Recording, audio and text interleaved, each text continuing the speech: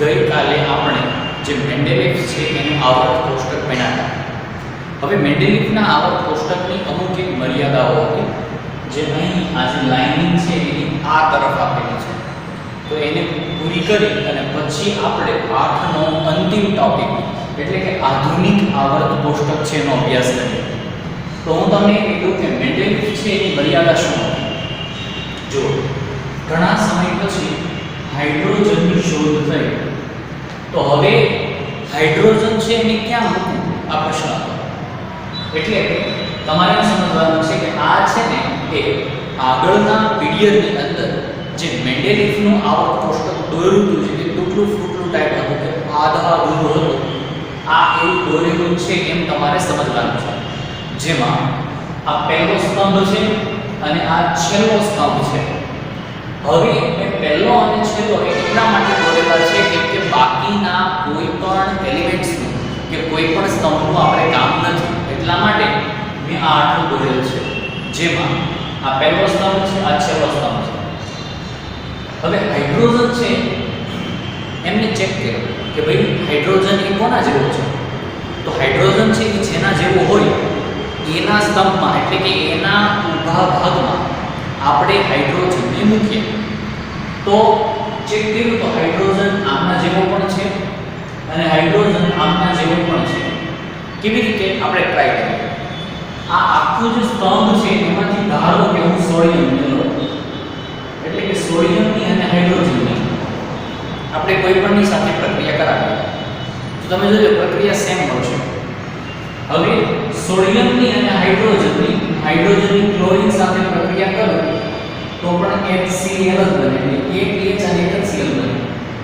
પછી જો સોડિયમની પ્રક્રિયા કરો તો પણ એક જ બને એક Na અને એક Ca. આમ હવે ધારો કે હાઇડ્રોજનની O સાથે પ્રક્રિયા કરાવો તો આમ થાય H2O. હવે સોડિયમની કરીએ તો Na2O એટલે કે ઓક્સિજન સાથે જોડાય તો હાઇડ્રોજનને 2 રૂપે જોડાણું, સોડિયમ પણ 2 રૂપે જોડાણું. હવે એવી રીતે હું S સાથે પ્રક્રિયા કરું સલ્ફર સાથે સોડિયમની અથવા હાઇડ્રોજનની પહેલા કરી તો એ H2S રૂપે જોડાણું, સોડિયમની જોડી તો પણ એ Na2S રૂપે જોડાણું. મતલબ જેમ સોડિયમ પ્રક્રિયા કરે એમ જ હાઇડ્રોજન કરે. તો આ બધા જેમ પ્રક્રિયા કરે છે એમ હાઇડ્રોજન પ્રક્રિયા કરે એવું સાબિત થાય. કેમ કે જેવો સોડિયમ છે આ બધા છે તો હાઇડ્રોજનને અહીંયા મૂકીએ એ કન્ફ્યુઝન છે. શા માટે કન્ફ્યુઝન? કેમ કે હાઇડ્રોજન આ બધાની જેમ પણ પ્રક્રિયા કરે. કેવી રીતે સમજો. ધારો કે આમાંથી હું ક્લોરીનને લઉં પ્રક્રિયા કરાવવા માટે અને હાઇડ્રોજન સમજો કે પહેલા મેં હાઇડ્રોજન લઈ લીધો કાર્બન સાથે તો CH4 બનાવે 4H જોડાય. હવે મેં આમાંથી ક્લોરીન લઉં તો CCl4 બનાવે તો કાર્બન સાથે ક્લોરીન અને હાઇડ્રોજન સરખી પ્રક્રિયા કરે. હવે કેલ્શિયમ સાથે પ્રક્રિયા કરાવો. સમજો કે કેલ્શિયમ સાથે હું હાઇડ્રોજનને જોડું તો CaH2 બને, ક્લોરીનને જોડું તો CaCl2 બનાવે. હવે નાઇટ્રોજન સાથે હાઇડ્રોજનને અને ક્લોરીનને તો N સાથે H ને જોડું તો NH3 બનાવે, ક્લોરીનને લો તો NCl3 બનાવે. એટલે હાઇડ્રોજનનું આ એક મોટું કન્ફ્યુઝન હતું કે હાઇડ્રોજનને મૂકવો ક્યાં એટલે કે આ તરફ મૂકવો કે આ તરફ મૂકવો. એ બહુ મોટી સમસ્યા હતી. પછી મેન્ડેલિફે શું કર્યું વચ્ચે મૂકી દીધું એમાં. તો આ વાત રહી મેન્ડેલિફની મર્યાદા એટલે કે હાઇડ્રોજનનું સ્થાન એ નક્કી કરી શક્યું નહીં. આ એક વાત. હવે બીજી વાત લઈએ સમસ્થાનિક. સમસ્થાનિક કોને કહેવાય? તો એનું હું તમને ઉદાહરણ આપું. ધારો કે ઓક્સિજન છે ઉદાહરણ તરીકે ઓક્સિજનનું વજન છે એ 16 યુનિટ હોય, 16 યુનિફાઈડ. તો કોઈ એવો ઓક્સિજન મેળવો કે જેનું દળ 18 યુનિફાઈડ હતું, તો કોઈ એવો ઓક્સિજન મેળવો કે જેનું વજન 20 યુનિફાઈડ હતું. તો એ છે તો ઓક્સિજન જ તે પણ એ બધા અલગ અલગ દળવાળા છે તો એ બધાયને એકબીજાના સમસ્થાનિકો કહેવાય. ચલો હવે એક ઉદાહરણ લઈએ. દાખલા તરીકે કેલ્શિયમ Ca. કેલ્શિયમ Ca છે એનું દળ હોય 20 યુનિફાઈડ समझो कि 20 यूनिफाइड वाला एक कैल्शियम थोड़ा समय बाद 20.5 यूनिफाइड वाला और एक कैल्शियम मिले, थोड़ा समय बाद 22 यूनिफाइड वाला और एक कैल्शियम मिले, तो કેટલા બધા કેલ્શિયમ થાય? તો એ જે અલગ અલગ દળ વાળા ઘણા બધા કેલ્શિયમ હોય તો એને એકબીજાના સમસ્થાનિક કહેવાય. હવે સવાલ એ છે કે સમસ્થાનિકોને આમાં ક્યાં સમાડવા? ચાલો એક ઉદાહરણ લઈએ. ધારો કે આયોડિન છે, આ આયોડિન એક જ જગ્યાએ અહીંયા છે. હવે આયોડિન છે એમનો જે પરમાણુય દળ છે એના જેવો ઓર એક અહીં એક આયોડિન મળે, ત્રીજો એક આયોડિન મળે, ચોથો એક આયોડિન મળે, તો એ બધાય આયોડિનની એકમાં સમાડવા કઈ રીતે? તો એ સમસ્થાનિકોને કેમ સમાડવા તે મેન્ડેલિવના આવર્ત કોષ્ટકમાં નક્કી ન થઈ શકે. પછી બીજું છે પરમાણુય દળની અનિયમિતતા. શું સમજો? ઉદાહરણ લઈએ. દાખલા તરીકે અહીંયા A નામનું તત્વ છે, પછી ખાલી જગ્યા છે. પછી અહીંયા B નામનું તત્વ છે, હવે ખાલી જગ્યા છે. અહીંયા C નામનું તત્વ છે, અહીં ખાલી જગ્યા છે. અહીંયા D નામનું તત્વ છે, પછી અહીંયા E નામનું તત્વ છે, અહીંયા F નામનું તત્વ છે. હવે મેન્ડેલિવ એમ કહે છે કે જ્યાં ખાલી જગ્યા મૂકીને ત્યાં કોઈ શોધાશે જેનું દળ A કરતાં વધુ હશે, B કરતાં ઓછું હશે. અહીંયા ખાલી જગ્યા મૂકીને એમ કીધું એ C કરતાં વધુ હશે, D કરતાં ઓછું હશે. પરંતુ આપણને શું ખબર કે તે એક જ શોધે? જો ક્રમમાં હોય કદાચ કે 2 4 6 8 10 12 14 16 એમ ક્રમમાં હોય તો આપણને ખબર પડી શકે કે ચાલો ફિક્સ આ એક જ આવશે, તો ચાલો ફિક્સ આ એક જ આવશે, તો આપણને ખબર પડે. પરંતુ આનું દળાઈ 2 છે, આનું દળાઈ સીધું 6 છે, તો ચાલો સમજો કે 4 આવે.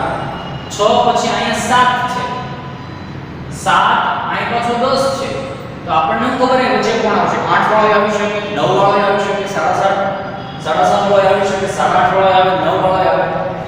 મતલબ અહીંયા વચ્ચેની ખાલી જગ્યામાં કેટલા તત્વો આવશે એવું મેન્ડેલિવનું આવર્ત કોષ્ટક ડિસાઈડ કરી શકતું નથી. તો આ એની મૂળ 3 મર્યાદાઓ હતી.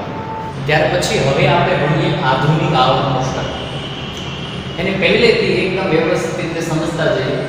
આમાંના લખેલા અક્ષર કદાચ તમને જો દેખાય નહીં તો એ તમારે સમજવાની જરૂર બી નથી કે એને જોવાની કે સ્પષ્ટતાની જરૂર પણ નથી.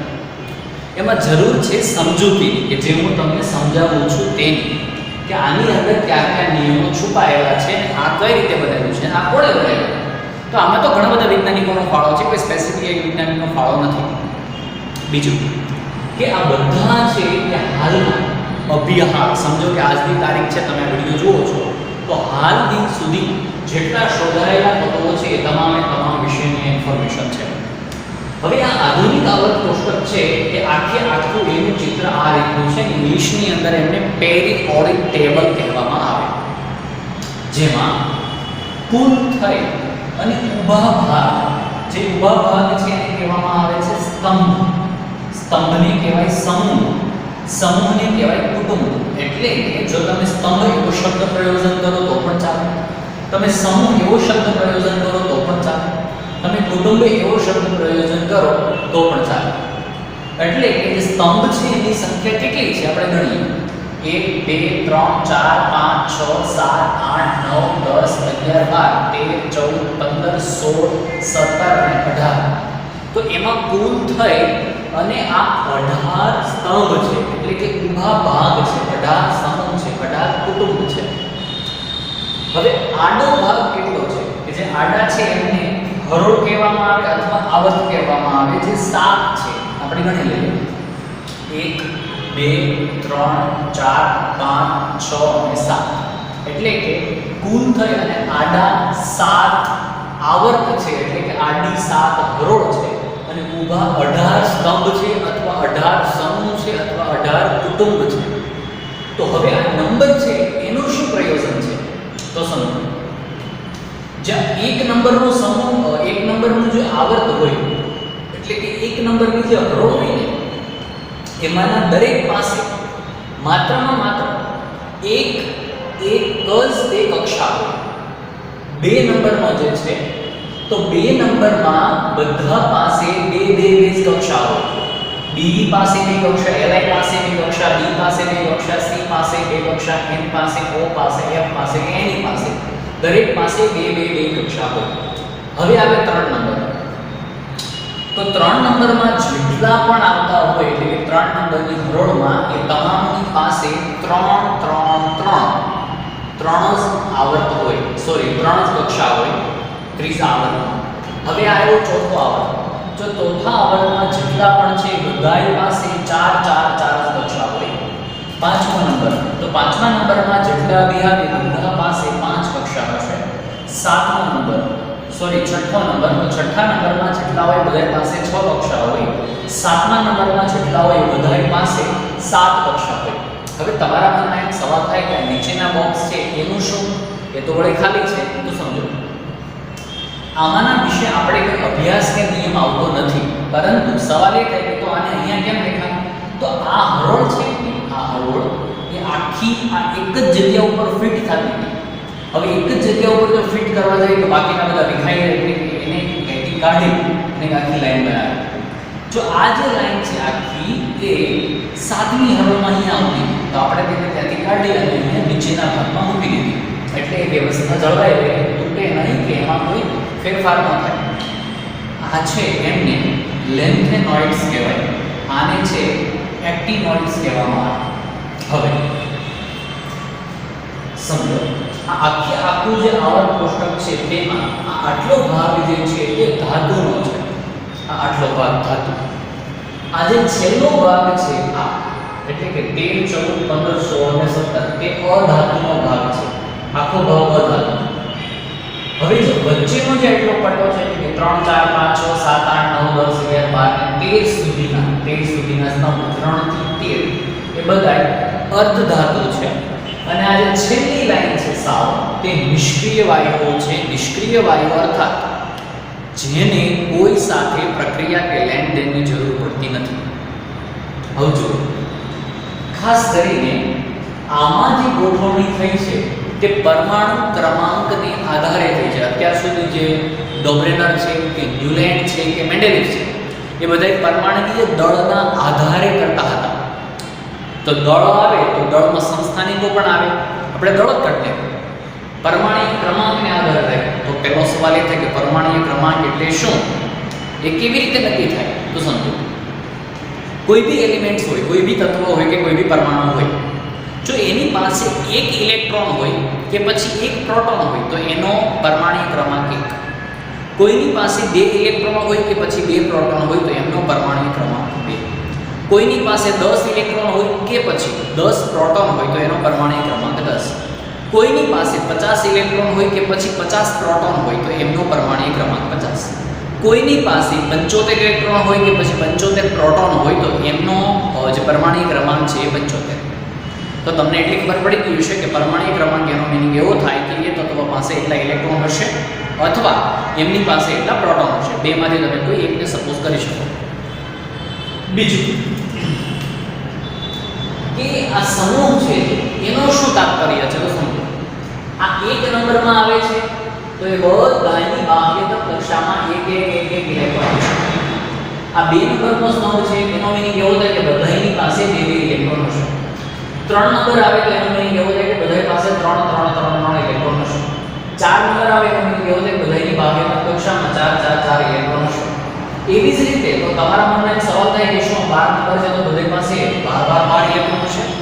13 છે તો એની પાસે બધા પાસે 13 ઇલેક્ટ્રોન હશે? 14 હશે તો 14 પાસે 14 ઇલેક્ટ્રોન હશે? નહીં, એવું નથી.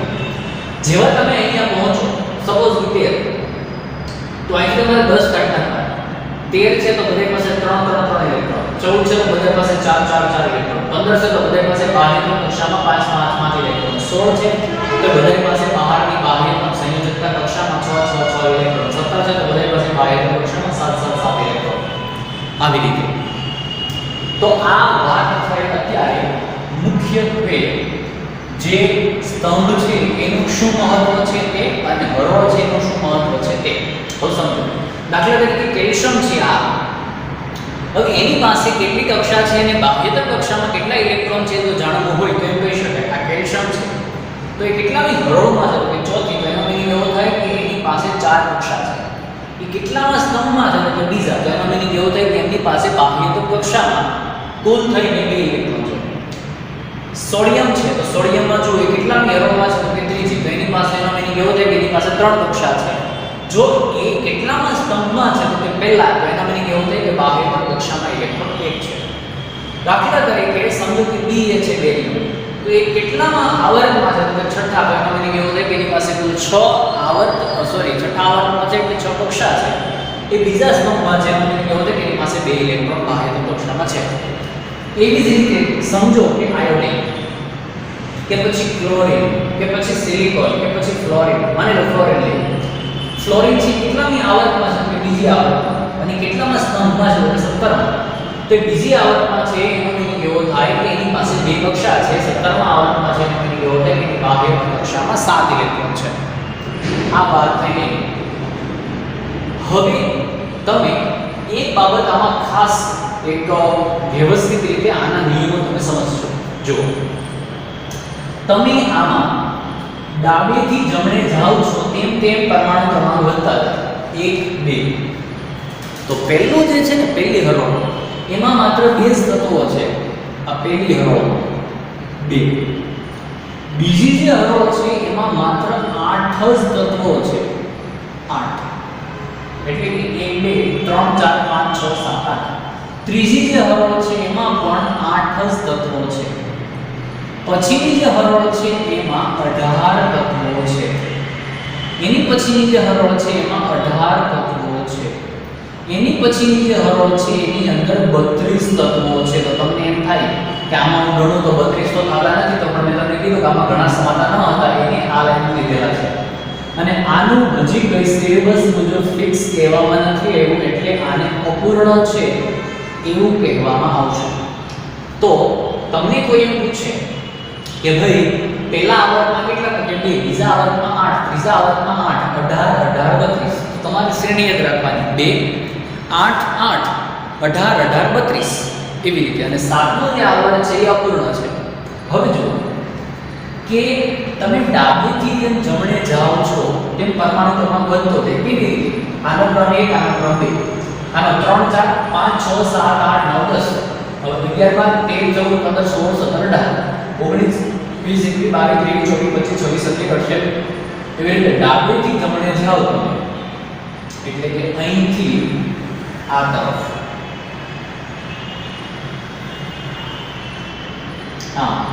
આ ભાગ છે એ ડાબી બાજુ છે, આ ભાગ છે એ જમણી બાજુ છે. તો ડાબેથી જમણે જાઓ છો તેમ તેમ આની અંદર પરમાણુ ક્રમાંક વધે છે. જો પરમાણુ ક્રમાંક વધે તો એનો મીનિંગ શું થાય કે એમની અંદર ઇલેક્ટ્રોનની સંખ્યા અને પ્રોટોનની સંખ્યા વધે છે. ઇલેક્ટ્રોન અને પ્રોટોન ડાબેથી જમણે આવતા પરમાણુ ક્રમાંક વધે તેમ ઇલેક્ટ્રોન અને પ્રોટોનનો જથ્થો પણ વધતો જાય છે. આ એક વાત થઈ ગઈ. હવે એક બીજી વાત સમજો કે તમે ઉપરથી નીચે આવો છો ત્યારની વાત છે. એટલે કે હાઇડ્રોજન, લિથિયમ, સોડિયમ કે Rb CS Fr ઉપરથી નીચે તરફ આવો તો પણ એની અંદર કાફી સુધી ઇલેક્ટ્રોનનો કે પ્રોટોનનો વધારો થાય અને પરમાણુ ક્રમાંકમાં પણ વધારો થાય. એટલે કે હું અહીં નોંધ લખું છું કે ઉપરથી નીચે તરફ, અથવા તો અહીંયા લખું કે જો જેમ તમે ઉપરથી નીચે તરફ આવો છો તેમ પરમાણુ ક્રમાંક છે તે વધે છે. જો પરમાણુ ક્રમાંક વધે તો ઇલેક્ટ્રોન અને પ્રોટોન છે તેમની સંખ્યા પણ વધે. તો ડાબેથી જમણે આવતા પરમાણુ ક્રમાંક વધે છે અને ઉપરથી નીચે આવતા પરમાણુ ક્રમાંક વધે. કેમ? તો કે આનો 1, તો આમના સીધા 3, તો આમના સીધા 11, તો આનો ક્રમાંક સીધો 19.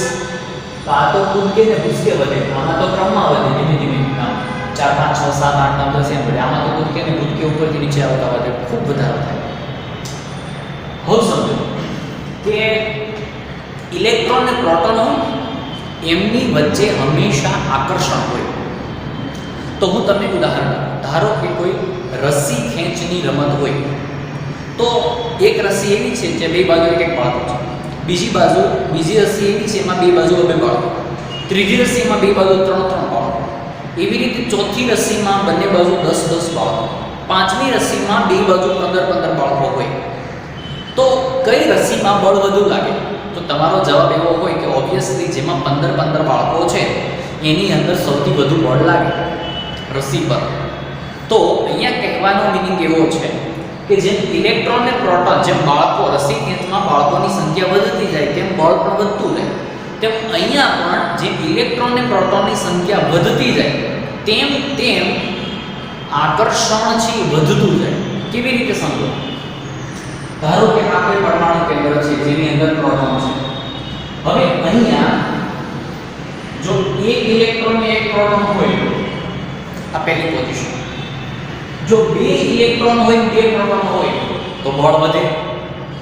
હવે 3 ઇલેક્ટ્રોન ને 3 પ્રોટોન હોય તો હજી આકર્ષણ બળ વધે. 4 ઇલેક્ટ્રોન ને 4 પ્રોટોન હોય તો હજી આકર્ષણ બળ વધે. પણ જેમ આકર્ષણ બળ વધે ને તેમ તેમ ઇલેક્ટ્રોન ને પ્રોટોન થી નજીક આવતા જાય. કેવી રીતે સમજો? ધારો કે આપણે કહીએ કે પરમાણુ ક્રમાંક વધે તો ઇલેક્ટ્રોન અને પ્રોટોનની સંખ્યા વધે. જેમ ઇલેક્ટ્રોન અને પ્રોટોનની સંખ્યા વધે તેમ ઇલેક્ટ્રોન અને પ્રોટોન છે એ બંને વચ્ચે આકર્ષણ પણ વધે છે. તો એમ ઉપરથી નીચે આવતા પણ પરમાણુ ક્રમાંક વધે, ઇલેક્ટ્રોન અને પ્રોટોનની સંખ્યા વધે, આકર્ષણ પણ વધે. તો હું અહીંયા લખું છું કે ઇલેક્ટ્રોન અને પ્રોટોન વચ્ચેનું આકર્ષણ બળ વધે. હવે સમજો, આપણે એક ઉદાહરણ લઈએ છીએ લિથિયમ. અહીંયા મેં એક લાઈન આપેલી છે.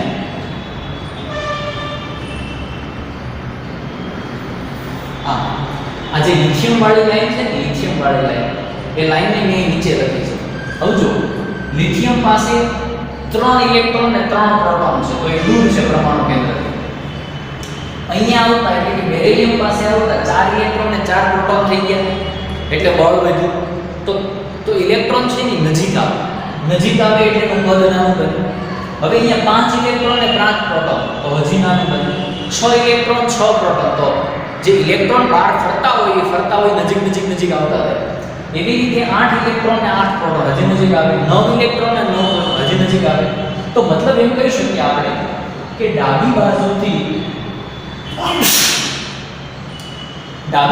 જમણી બાજુ જેમ આવતા જઈએ તેમ ઇલેક્ટ્રોન ને પ્રોટોન વધે તો નજીક જતા જાય તો પરમાણુનું જે કદ છે એ ઘટતું જાય.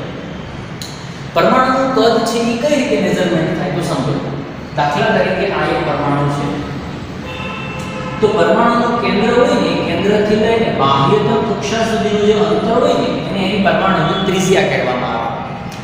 ત્રિજ્યાને આપણે કદ પણ ધારી લઈએ અને મોસ્ટ ઓફલી એ જે કદ છે એ ત્રિજ્યા છે એ 2 એકમોમાં માપવામાં આવે. એક એકમ છે એંગસ્ટ્રોમ અને બીજો એકમ છે pm, જેને કહેવાય છે પાઇકોમીટર. હજી એક પણ આવે છે નેનોમીટર, બટ એ ટેક્સ્ટબુકની એમાં બેનો ઉલ્લેખ ખાસ કરેલો છે. હવે સોડિયમ વાળી લાઈન લઈએ એટલે કે ત્રીજા આવે તો સોડિયમ પાસે 11 ઇલેક્ટ્રોન ને 11 પ્રોટોન દૂર છે. હવે અહીંયા 12 ઇલેક્ટ્રોન ને 12 પ્રોટોન તો આકર્ષણ બળ વધ્યું, મતલબ ઇલેક્ટ્રોન નજીક આવ્યા, કદ નાનું થયું. આનું કદ 13 ઇલેક્ટ્રોન 13 પ્રોટોન હજી કદ નાનું થયું. 14 ઇલેક્ટ્રોન 14 પ્રોટોન હજી કદ નાનું થયું. 15 ઇલેક્ટ્રોન 15 પ્રોટોન હજી કદ નાનું થયું. 16 ઇલેક્ટ્રોન 16 પ્રોટોન 17 ઇલેક્ટ્રોન 17 પ્રોટોન. અર્થાત આ જે છે એનું કદ પાઇકોમીટરમાં 186 પાઇકોમીટર, તો અહીં ઘટી ગયું 136 picometre, 125 picometre, 117 picometre, 116 picometre, 104 picometre અને 99 પાઇકોમીટર. એવી જ રીતે લિથિયમની વાત કરો તો 152 picometre, 111 picometre, 88 picometre, 77 picometre, 75 picometre, 74 picometre અને 72 પાઇકોમીટર. એટલે કે ડાબી બાજુથી જમણી બાજુ આવતા જેમ આકર્ષણ વધતું જાય તેમ જે પરમાણુનું કદ છે અથવા તો પરમાણુની ત્રિજ્યા,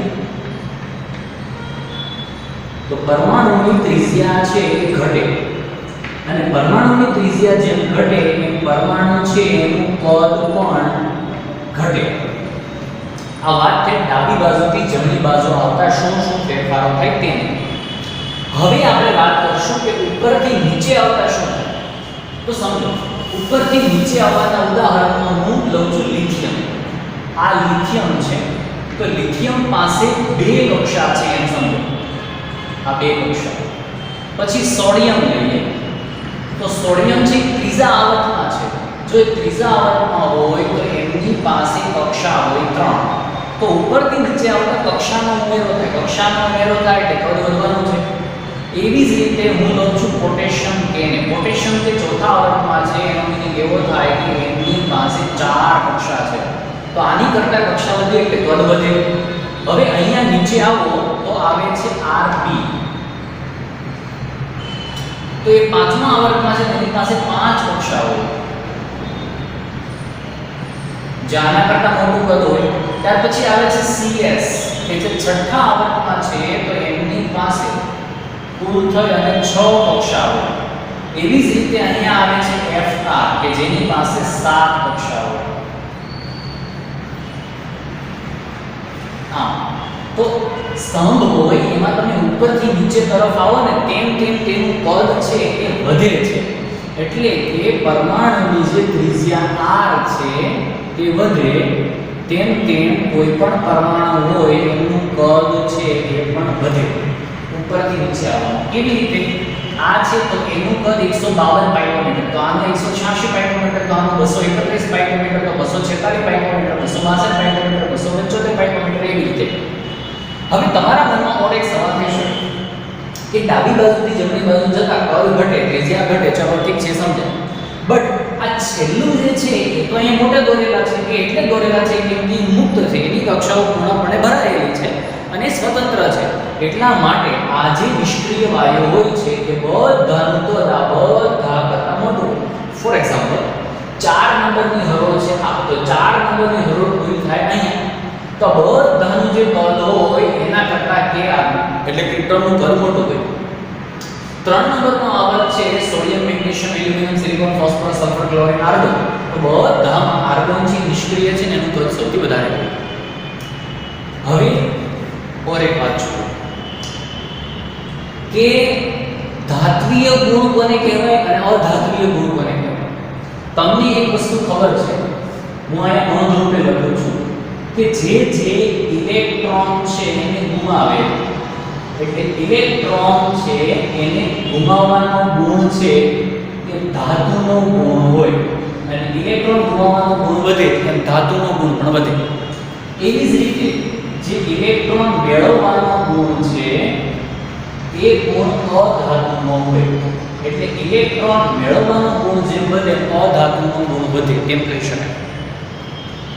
હવે સમજો, ધારો કે આ છે ઇલેક્ટ્રોનને ખેંચી કોણ રાખતું હોય તો કે એનો પરમાણુ, એટલે કે પરમાણુ કેન્દ્ર હોય તે. તો એક ઉદાહરણ રૂપે લઈએ, આ લિથિયમની બાહ્યતમ કક્ષામાં ઇલેક્ટ્રોન છે, બેરિલિયમની બાહ્યતમ કક્ષામાં ઇલેક્ટ્રોન છે, બોરોન પાસે છે, કાર્બન પાસે છે, સોડિયમ પાસે છે, ઓક્સિજન પાસે છે, ફ્લોરિન પાસે છે. તો આ જે ઇલેક્ટ્રોન છે ને તે આસાનીથી ગુમાવી શકાય. કેમ? કેમ કે આ ઇલેક્ટ્રોન કેન્દ્રથી ઘણો દૂર છે. તો જે દૂર છે એનો મીનિંગ એવો થાય કે આકર્ષણ ત્યાં ઓછું છે. જો આકર્ષણ ત્યાં ઓછું હોય તો આને આપણે આસાનીથી ગુમાવી શકીએ. ધાત્વિય ગુણ વધુ કહેવાય. પરંતુ આ છે એના કરતાં આ થોડો નજીક આવ્યો, તો આને ગુમાવવા આસાન નથી. એટલે કે આ રીતે ગુમાવે જ તે, પણ આનાથી ઓછી વૃત્તિ છે ગુમાવવાની, એનાથી ઓછી વૃત્તિ આની છે. આ એકદમ નજીક છે એટલે આ છે એ ગુમાવશે નહીં. તો આ બાજુ છે બધા, એટલે કે આ બાજુ એની બાહ્યતમ કક્ષામાં ઇલેક્ટ્રોન કેટલા સમજા? એક છે, તો બધાની બાહ્યતમ કક્ષામાં એક ઇલેક્ટ્રોન છે, તો એનો મીનિંગ એવો એની સંયોજકતા 1. આ છે એ બધાની બાહ્યતમ કક્ષામાં 2 ઇલેક્ટ્રોન છે, તો એનો મીનિંગ એવો થાય કે બધાની બાહ્યતમ કક્ષામાં ઇલેક્ટ્રોન 2 એટલે આસાનીથી ગુમાવે. આ છે તો એનો મીનિંગ એવો થાય કે બધાની બાહ્યતમ કક્ષામાં 3 ઇલેક્ટ્રોન છે એટલે ગુમાવે. તો એનો મીનિંગ એવો થાય કે ડાબી બાજુ છે એ ધાત્વિય ગુણ વધારે છે. કઈ તરફ? ડાબી બાજુ. હવે તો જો જમણી બાજુ આવો એટલે 13. તો મેં તમને કીધું હતું કે અહીંયા 3 પર ફોકસ કરવાનું હાલના સિલેબસ મુજબ. તો આની બાહ્યતમ કક્ષામાં આની બાહ્યતમ કક્ષામાં 4, આની બાહ્યતમ કક્ષામાં 5, આની બાહ્યતમ કક્ષામાં 6, આની બાહ્યતમ કક્ષામાં 7.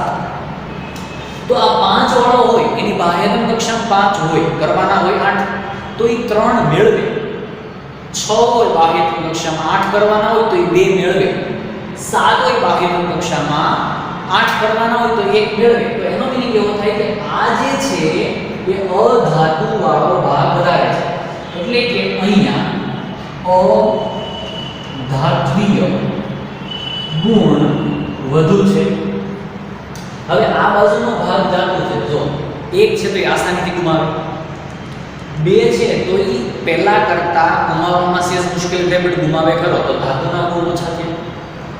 3 છે, 3 તો એ ગુમાવતા વાર લાગે. દાખલા તરીકે તમે હોય, તમને કોઈ 1 દડો આપે અથવા 2 દડા આપે અથવા 3 દડા આપે, તો તમને એમ કે તમારે ઘા કરી દેવાના છે, તો તમે કયા કિસ્સામાં ફટાફટ ઘા કરી શકો, કયા કિસ્સામાં ફટાફટ ગુમાવી શકો? તો ઓબ્વિયસલી જો તમારી પાસે 1 દડો હોય તો, એટલે 1 છે ઇલેક્ટ્રોન બાહ્યતમ કક્ષામાં ફટાફટ ગુમાવે, 2 છે થોડી ગુમાવવામાં વાર લાગે, 3 છે થોડી ગુમાવવામાં વાર લાગે. તો આ બાજુથી આ બાજુ, એટલે ડાબી બાજુથી જમણી બાજુ આવતા ધાત્વીય ગુણ છે તે ઘટે છે.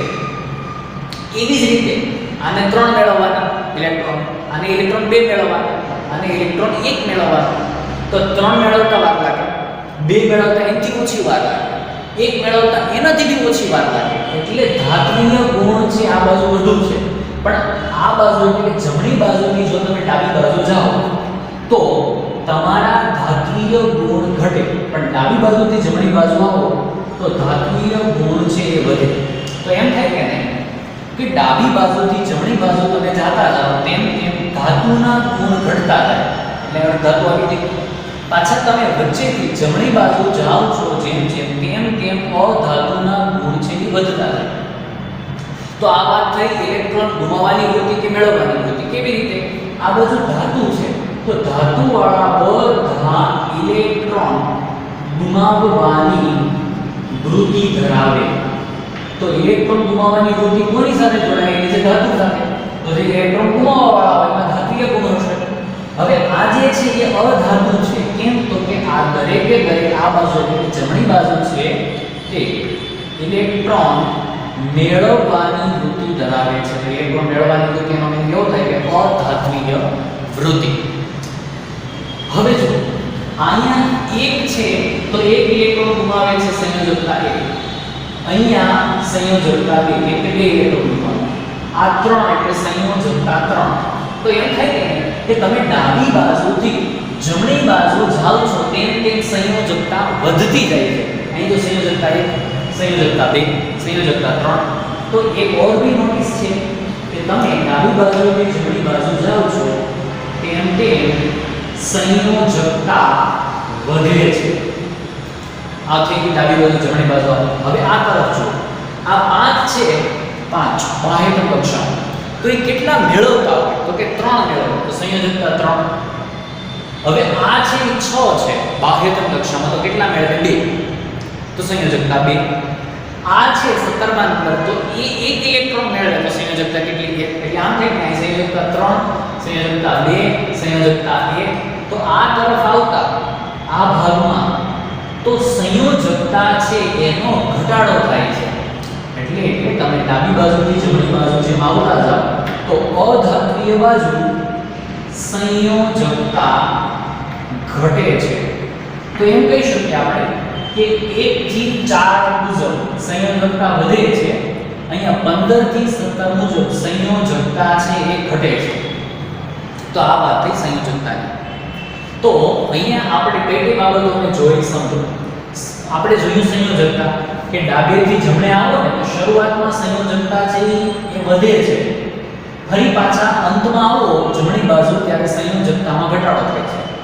પછી આપણે જોયું પરમાણુય કદ.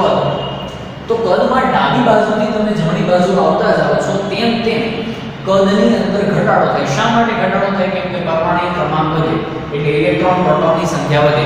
ઇલેક્ટ્રોન પ્રોટોનની સંખ્યા વધે તો આકર્ષણ વધે. આકર્ષણ વધે તો ઇલેક્ટ્રોન પ્રોટોન નજીક નજીક આવે. નજીક નજીક આવે તો કદ નાનું બને, ત્રિજ્યા ઘટે. એટલે ડાબેથી જમણે આવતા કદમાં કાફી હદ સુધી ઘટાડો થાય છે. હવે કદમાં ઉપરથી નીચે શું થાય તો કે ઉપરના ભાગમાં એક છે અહીંયા બે કક્ષા 3 કક્ષા 4 કક્ષા 5 કક્ષા 6 કક્ષા 7 કક્ષા. તો ઉપરથી નીચે આવો ને તેમ તેમ કદમાં કાફી હદ સુધી વધારો થાય કેમ કે એની અંદર કક્ષા ઉમેરાય છે. હવે ધાતુના ગુણમાં અહીંયા શું થાય તો સમજો.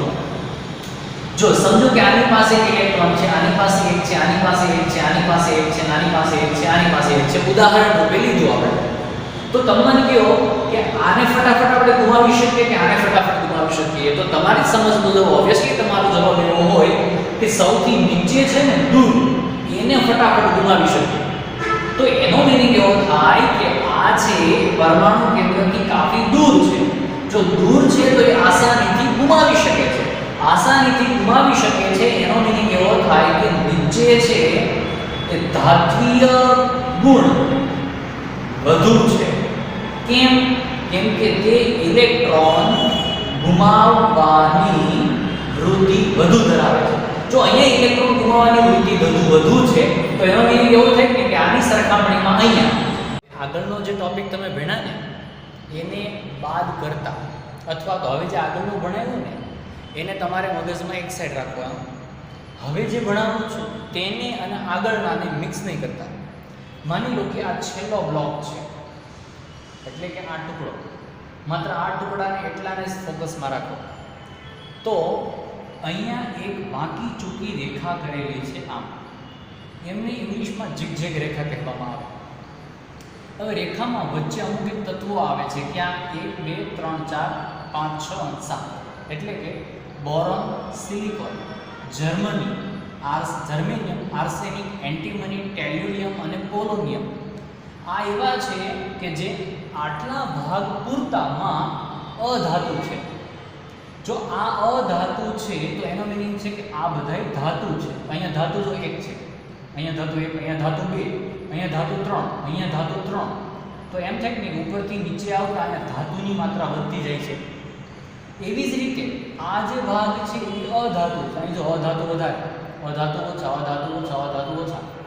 તો આમ પણ સંખ્યા મુજબ પણ અધાતુના ગુણ ઘટે છે અને સાથે સાથે જો તમે ઉપરથી નીચે તરફ આવો છો એ મુજબ પણ જો તમે જુઓ તો પણ અધાતુના ગુણ ઘટે. કેમ કે ઉપરથી નીચે આવતા ધાતુના ગુણ વધતા હતા, આપણે આગળ જોયું તે મુજબ.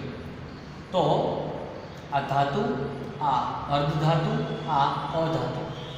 જેમ ઉપરથી નીચે આવતા ધાતુના ગુણ વધે છે, અહીંયા ઉપરથી નીચે આવતા અધાતુના ગુણ ઘટે છે. એટલે કે આપણે આગળ જોયું ને કે ડાબી બાજુથી જમણે આવતા જે થાય એનાથી જમણેથી ડાબે આવતા એનાથી વિરુદ્ધ થાય. ફોર એક્ઝામ્પલ, ડાબેથી જમણે બાજુ આવતા ધાતુના ગુણ છે એ ઘટતા હોય તો ઉલટું જમણેથી ડાબે જાવ એમ ધાતુના ગુણ વધે. જો ડાબેથી જમણે આવતા કદ ઘટતું હોય તો જમણેથી ડાબે જતા કદ વધતું હોય. જો ઉપરથી નીચે આવતા કદ વધતું હોય તો નીચેથી ઉપર જતા કદ ઘટતું હોય. ઉપરથી નીચે આવતા ઇલેક્ટ્રોન ગુમાવવાની વૃત્તિ વધતી હોય તો નીચેથી ઉપર જતા ઇલેક્ટ્રોન ગુમાવવાની વૃત્તિ ઘટતી હોય. ઉપરથી નીચે આવતા પરમાણુ ત્રિજ્યા વધતી હોય તો નીચેથી ઉપર જતા પરમાણુ ત્રિજ્યા ઘટતી હોય. હું તમને આમાં એકવાર સમરાઇઝ કરાવું. આમ કીધું ડાબેથી જમણે જતા ધાત્વિય ગુણ ઘટે તો ઉલટું આમ જતા ધાત્વિય ગુણ વધે. ડાબેથી જમણે જતા ઇલેક્ટ્રોન ગુમાવવાની વૃત્તિ વધતી હોય તો ઉલટું જમણેથી ડાબે જતા ઇલેક્ટ્રોન ગુમાવવાની વૃત્તિ ઘટે. એવી જ રીતે આ બાજુ આમ જતા ત્રિજ્યા ઘટે તો આમ જતા ત્રિજ્યા વધે. આમ આવતા કદ ઘટતું હોય તો જમણેથી ડાબે જતા કદ વધતું હોય. ડાબેથી જમણે આવતા પરમાણુ ક્રમાંક વધે તો જમણેથી ડાબે જતા પરમાણુ ક્રમાંક ઘટે. આવી રીતે આખી જે રચનાઓ છે એને તમારે યાદ રાખવાની છે. એમાં મેન ટોપિક એ છે સંયોજકતામાં શું થાય તો કે સંયોજકતા શરૂઆતમાં વધે અંતમાં ઘટે, એટલું યાદ રાખવાનું. વચ્ચેનાની મિસ્ટ્રી તમારે નહીં લેવાની કેમ કે તત્વો આવતા નથી. એમ ડાબેથી જમણે આવતા ઇલેક્ટ્રોન પરમાણુ ક્રમાંક વધે તો ઇલેક્ટ્રોન પણ વધે તો પ્રોટોન પણ વધે. બંને વધે તો આકર્ષણ પણ વધે. આકર્ષણ વધે તો ઇલેક્ટ્રોન પ્રોટોન નજીક આવે તો પરમાણુ ત્રિજ્યા ઘટે. પરમાણુ ત્રિજ્યા ઘટે તો કદ પણ ઘટે. આ ડાબેથી જમણે આવતા ઇલેક્ટ્રોન ગુમાવવાની વૃત્તિ ઘટે તો ઇલેક્ટ્રોન ગુમાવવાની વૃત્તિ ઘટે તો ધાતુના ગુણ ઘટે. ધાતુના એટલે કે ધાત્વિય ગુણ ઘટે તો અધાત્વિય ગુણ વધે. તો આ મેન ટોપિક તમારે ડાબેથી જમણે આવતા જમણેથી ડાબે જતા, ઉપરથી નીચે જતા નીચેથી ઉપર જતા શું ફેરફાર થાય ને એ જ આખી આ ઘટના સાથે પાઠ છે સંકળાયેલો છે.